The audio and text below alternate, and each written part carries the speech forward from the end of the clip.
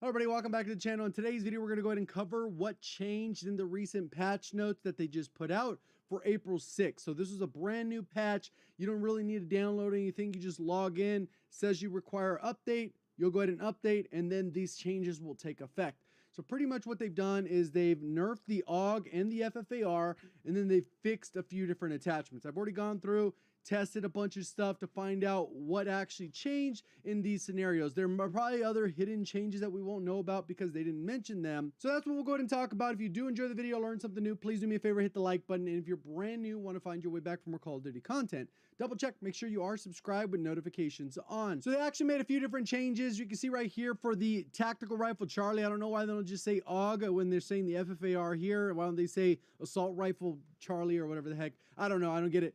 But they have increased the recoil. It is much harder to use, but overall, at the end of the day, they did not change the damage values or the rate of fire. It's still going to have the lethality if the people do manage to land the shots. When it comes to FFAR, they did decrease the ADS speed. We'll talk a little bit more about that. Rear grips, now they fixed the ones that said, hey, you know what, increase your ADS speed, but it was actually working in backwards, so half the rear grips worked and half don't. I'm going to go ahead and show you the testing on that.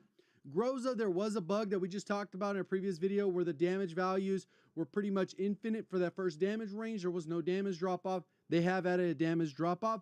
Ember sighting, they fixed a bug with that. They fixed a bug with the salvo fast mags, which we were already aware of with the FFAR and the M16. That's when they did that first nerf to the FFAR that made it a little bit slower. It's even slower than that. Now the Pellington 703 wrap suppressor actually says what it does. Instead of having the opposite of what it does. It was actually still helping bullet velocity and range. Let's go ahead and get into some of the testing. So I've gone through and I tested a lot of this stuff. What I did want to check is to see if anything else was nerfed on the FFAR, and I can assure you that everything else is pretty much the same. I went through, tested the damage values. That's what I'm doing in these individual clips. I'm in basically a private match looking at, shooting a bot, look at the damage, shoot a bot, look at the damage, and I pretty much went through, got the values. You can see when I look at the damage.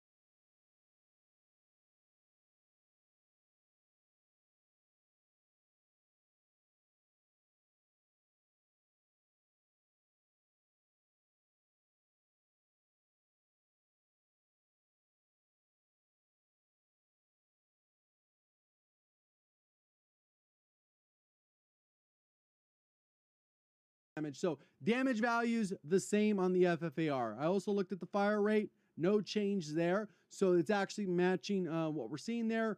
Range right around that 36 meters. So no changes when it comes to that. Then when it comes to the Groza, they did change it up quite a bit.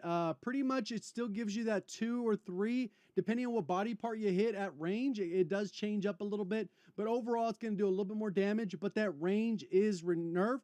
You're probably getting like a 25 meters instead of around 31, what it was previously. So it actually has a damage drop off, and it's a little bit closer because it does nerf the effective damage range, which is essentially just range, just different wording.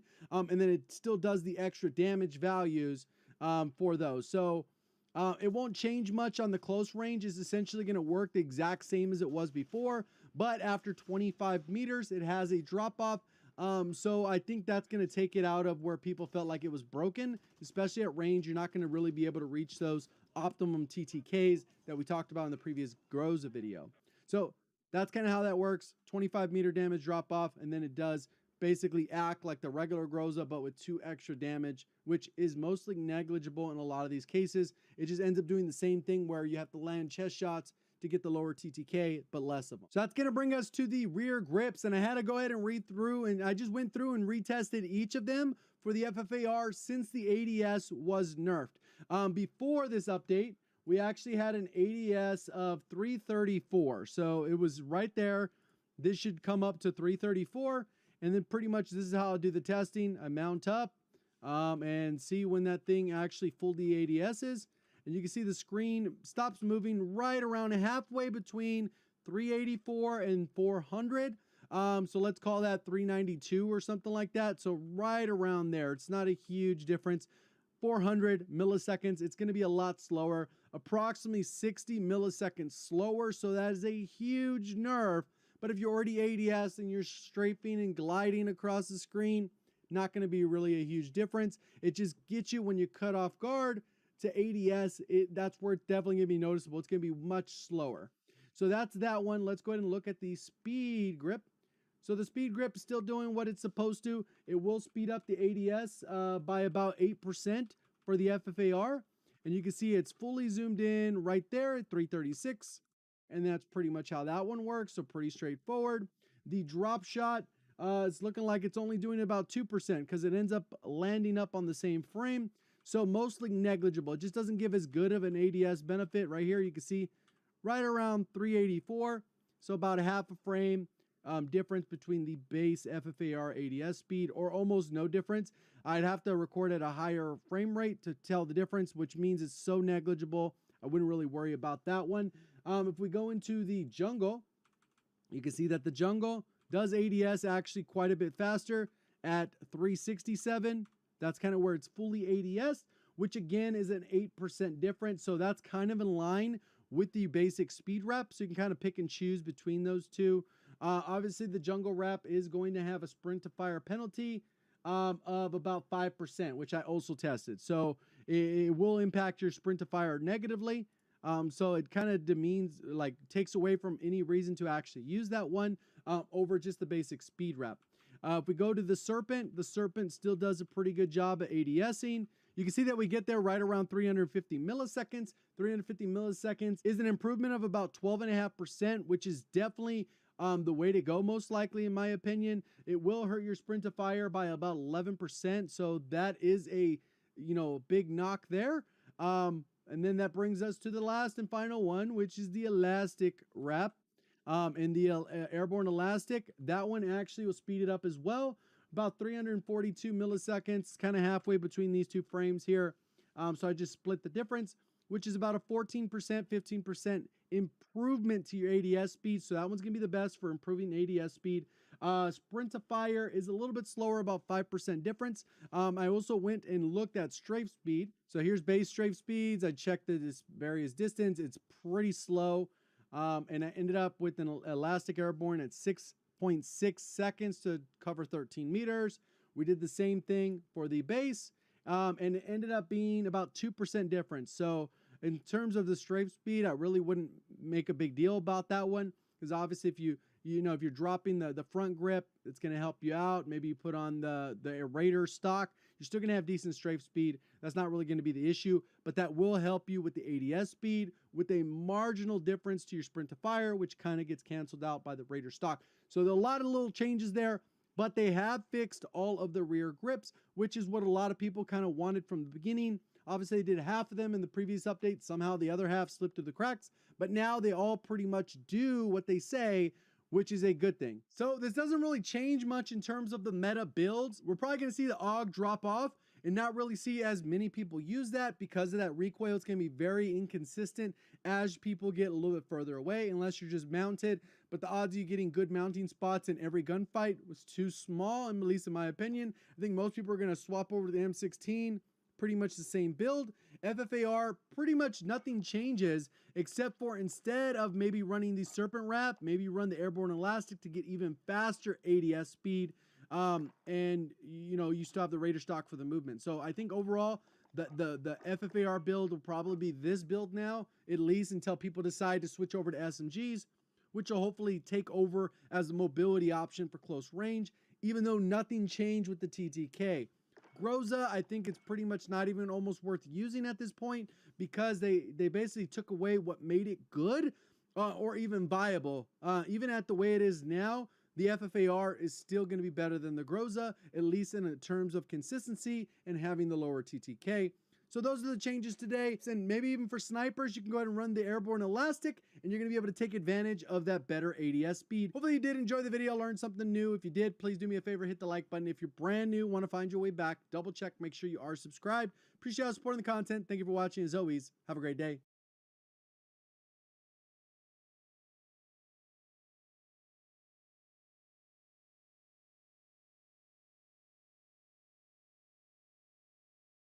Welcome back to the channel. In today's video, we're going to go ahead and clear up something that has kind of risen up with these new buy stations that are available around Verdansk. And at these buy stations, you can now buy a foresight, which allows you to see all future zones as if you did like 10 or 12 recons. And then you also get an advanced UAV, which is probably one of the most powerful things in all of Warzone because it is a hard counter to Ghost. We're going to go ahead and break down what makes it so broken and kind of how the regular UAV works, as well as when you stack 3 UAVs together and how this differs from the actual advanced UAV. We'll talk about bunker locations, what it looks like, all that type of stuff in today's video. So if you enjoy the video, learn something new, please do me a favor, hit the like button. If you're brand new, want to find your way back, double check, make sure you subscribe with notifications on. Let's go ahead and get into the first couple examples. So the first thing we're going to talk about is bunker locations. We have 4 different bunker locations. Obviously we have the ones at the silos. So if you just land here a little bit south of military, I'll also give you a map so you'll be able to screenshot what all that looks like. You just come and run through, and then there's going to actually be this little panel with the skulls on it. It says 33% now. Before they were all 5%, and pretty much that's all it is. You're able to walk into it. This is plunder, so you can't actually access the menu. We'll also look at the menu so you can kind of see what's going on. Also, over at the airport, underneath the airport where that little hole is, you do have the same scenario going on. As you come through, kind of just search around the building a little bit. You'll end up finding it. Obviously, in this area, there's usually a decent amount of loot, so you might get lucky enough to be able to come through and get that there. There's also one on the south bunker, kind of towards the left, bottom left side of the map. You kind of just run in. This is one's probably the most accessible in my opinion, because literally you come through this entrance, you'll walk in, and it's right there in front of you. There's also one at Park's an enclosed space, so pretty easy to get to that. So now we'll go ahead and look at the location. So these are the individual locations as of right now. If you actually go to TV station, you can turn on the thing. It's going to give you a key card, and you can open up one of those chests that has money, satchel, self-revive, whatever it has in it, depending on when you access it. But that's not what you're looking for. You're looking for the E2, which is the coordinates here, E2. So if you're looking specifically where it is, it's the bottom left quadrant in E2 where the missile silo opened up, whereas before it used to be closed and there was a little bit of a buy station next to that big old statue or whatever it was. D4, top mid D4, the airport crash is a little bit of a hole there. You kind of just glide in, look around, you will find it. Then we got D8 Hills Silo, and it's on that left-hand side. You could jump in through the hole, or you go in through that pipe like we showed on screen. And then F8 near the top quadrant, top right quadrant of F8. It's Bunker 10 Park Bunker. It's just south of Park Bunker. There's a spiral kind of statue building there. You just go a little bit south and to the right of that, southeast, and you'll be able to find it. Doors open, you run in. There used to be a bunch of gold chests before this update, so it's a little bit harder to get in there. But that's kind of how that part works. And then once you've gone in, this is the buy station you're going to be able to get access to. Requires a key card. Zombies key card is kind of how that will work. You can get a regular gas mask. You can get an RCXD, normal price. These are in the right order, though, from lowest to highest compared to the regular buy. I know a lot of people have been complaining RCXD's at the bottom instead of loadout, but they'll fix it eventually.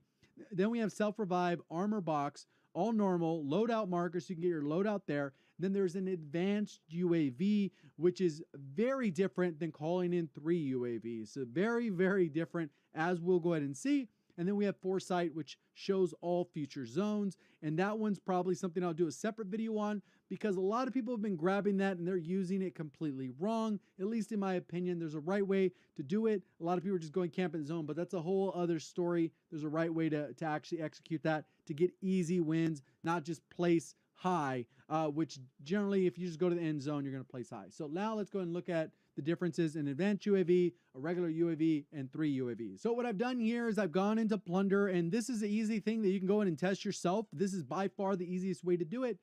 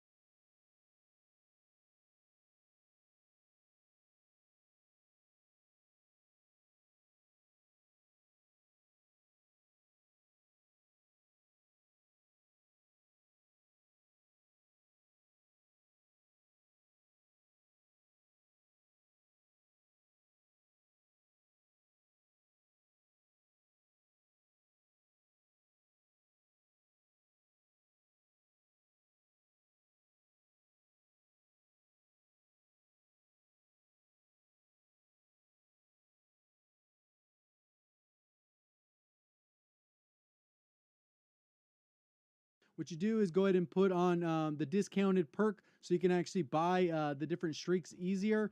You go in there, they're only 15K instead of 20K. You go ahead and buy a bunch of them, you drop them on the floor, and then you go ahead and call them in one by one. And as you go ahead and call 3 of them, if you call one by itself, it's going to last approximately 40 seconds. If you call in multiple, that time is going to stack. So you get roughly like, I don't know, if you called in 4, you'd probably get close to like almost 2 minutes of time. It would go become an advanced and then, or a semi-super advanced as I'll call it, and then it'll shrink back down, and then it'll have like a regular UAV effect for a little bit of time there. So it just kind of depends. So what you do is you have a helicopter ready. And that's what I've done here. I jump into this helicopter, and then you can move around the map.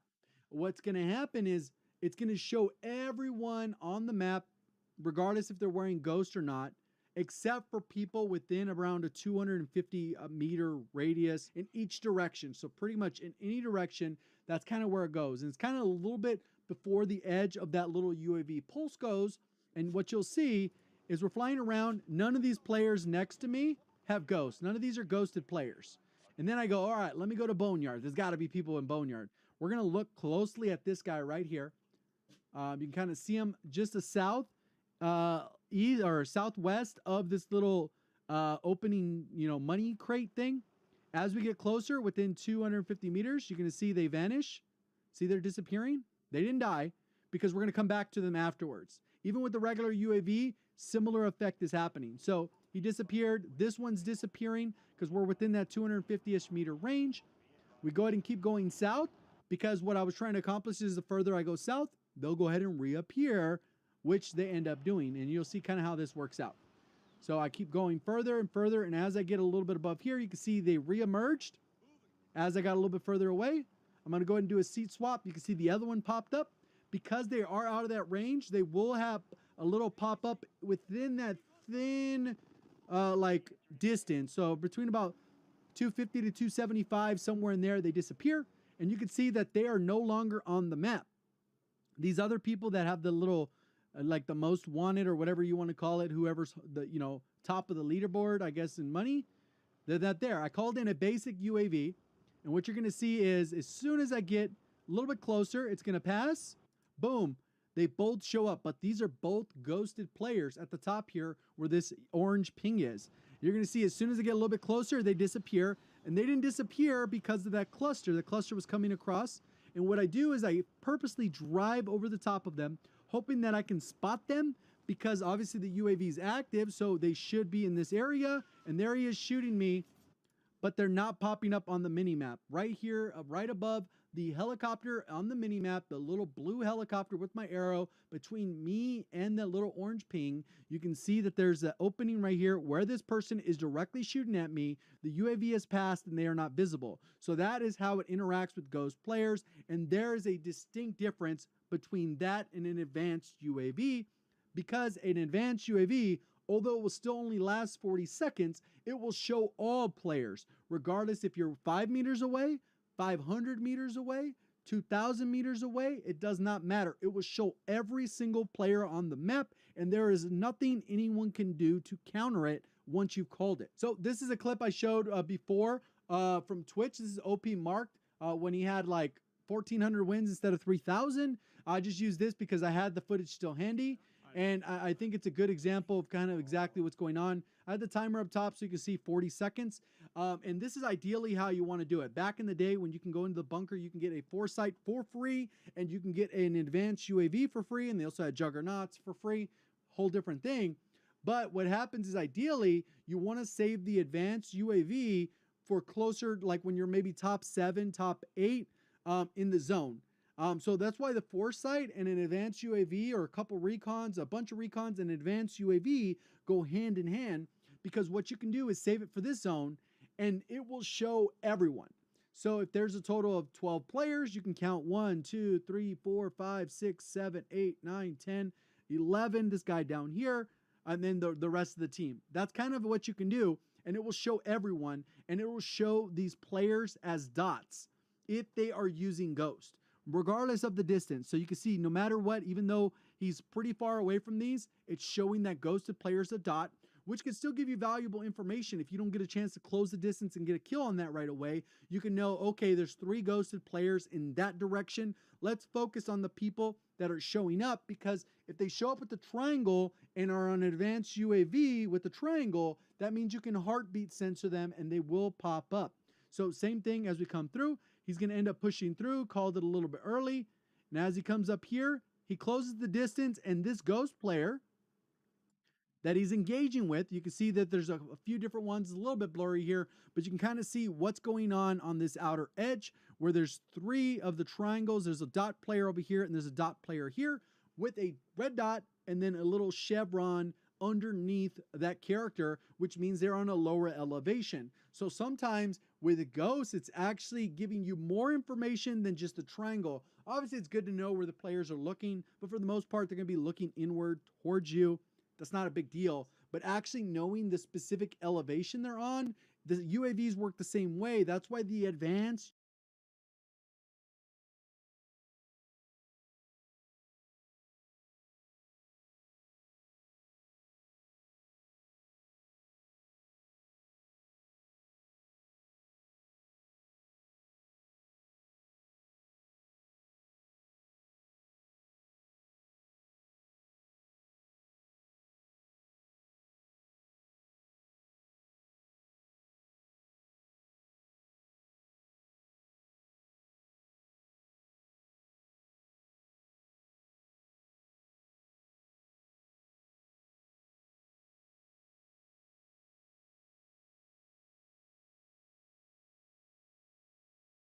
Hey, what's up and welcome everyone to another installment of the Warzone Academy, a series where I help you become a better Warzone player through in-depth guides and gameplay. Today we return with one of our most loved guides on the channel, and it is the Jump Spot series, where I show you all the best jump spots, shortcuts, flanks to take out pesky campers and people on hard to reach high grounds. Now, if you guys enjoy these style of videos, make sure to like and subscribe, and if you want to contribute to this channel, make sure to join me over on Twitter, because that's where this video comes from. We've done probably 6 or 7 of these videos in the past. They're all going to be linked in the description. And this one was only made possible by members of the community. So I said, hey, if you find me a new jump spot, a useful jump spot that I haven't seen before, I'll PayPal you $20. And that's exactly what you're going to see today as we're going through. So shout out to everyone who helped me make this video by providing that content over on Twitter. And shout out to the sponsor of today's video, Keeps. Now, we've worked with Keeps a lot in the past, and we've had great reviews from the community. Keeps is your #1 one-stop shop for hair loss prevention and balding treatment. Now, Keeps uses the only 2 FDA-approved drugs for hair loss prevention and male pattern baldness, and we've talked about it in the past. 2 out of 3 men experience some form of male pattern baldness by the time they're 35. We got an older audience here. It's something I'm frankly concerned about. If you want to find out more information, you can just check out Keeps. Now, fortunately, it's all online at keeps.com/IcemanIsaac. That's KEEPS.com/IcemanIsaac. No awkward in-person visits. Everything can be done from the comfort and laziness of your own home. And if you use the link in the bio in the description, you get 50% off. So if you want to take your first step towards preventing male pattern baldness and hair loss prevention, check out keeps.com/IcemanIsaac. And thank you again to them for sponsoring today's video. But without further ado, we're going to get into the 9 jump spots for today's video. Once again, these were all provided by you, the community. I paid $20 for each one of these, so if you are enjoying this content, make sure to like, make sure to subscribe, because I'm putting money out back into the community, and the community is pouring in love and support and information. So if you enjoy this content, support the channel by dropping a subscribe button, maybe drop a follow on one of my socials. But without further ado, let's get into jump spot #1. All right, this first jump spot was brought to us by Chaos for Harmony. He's actually a huge supporter of the channel. He made the $5,000 Iceman Isaac Invitational possible. He also streams himself, so I got a little personal connection to this guy. I'm going to drop his link in the Twitch. I'm going to drop his Twitch link in the description as well. But shout out to you, Chaos. Thanks for all your support, and thank you for providing an awesome jump spot. You guys know people love to camp all the way up at the top of these buildings. And typically, your only way to get up is to go through one heck of a choke spot where you run all the way up these stairs. It's pretty good up until here. And then when you hit this spot, you know this is just a complete choke point where you're going to get taken out.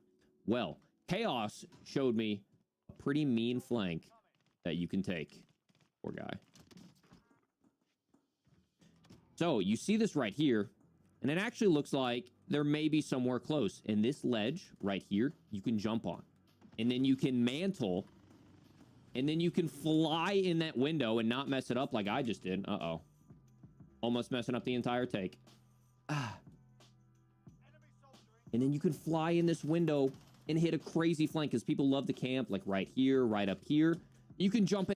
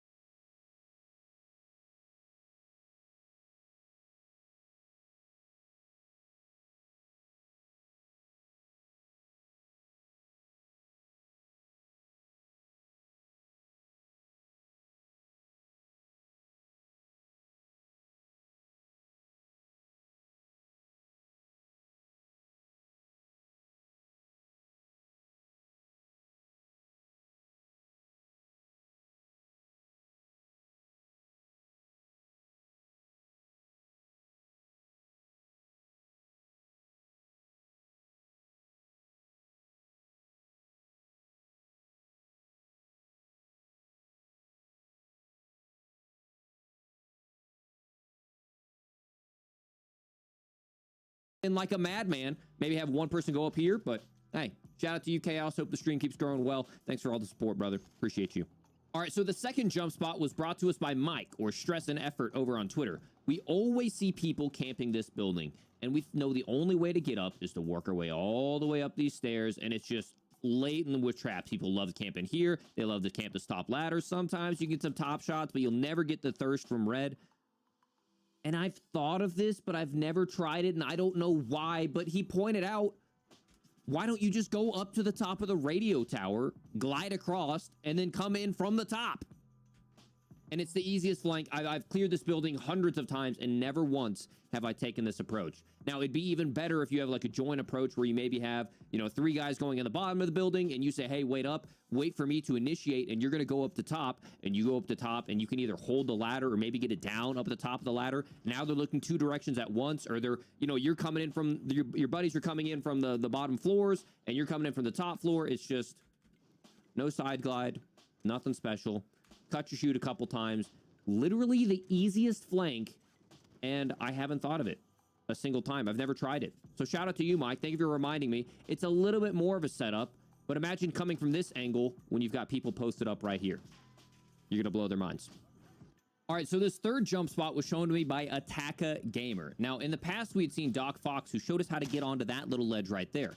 Well, Attacka Gamer showed us another way, because we all know people love to camp at the top of this building. They'll camp the little ladder at the end, over there. They'll stand above you and watch this door. Well, Attacka found a little way to get up. What you can do is you can come out here. You've got to back out until you can stand up, and then once you can stand up, you're going to hug this edge. From there, you're going to run and jump onto there, and then boom. You can even, if you want to hit that little jump right there, work your way across and around and just hit a nasty flank on all the people who love to camp top bank. All right, this fourth jump spot was shown to us by Bruno John over on Twitter. The only way that I knew of prior to this to get up onto top TV station was that little ladder right there.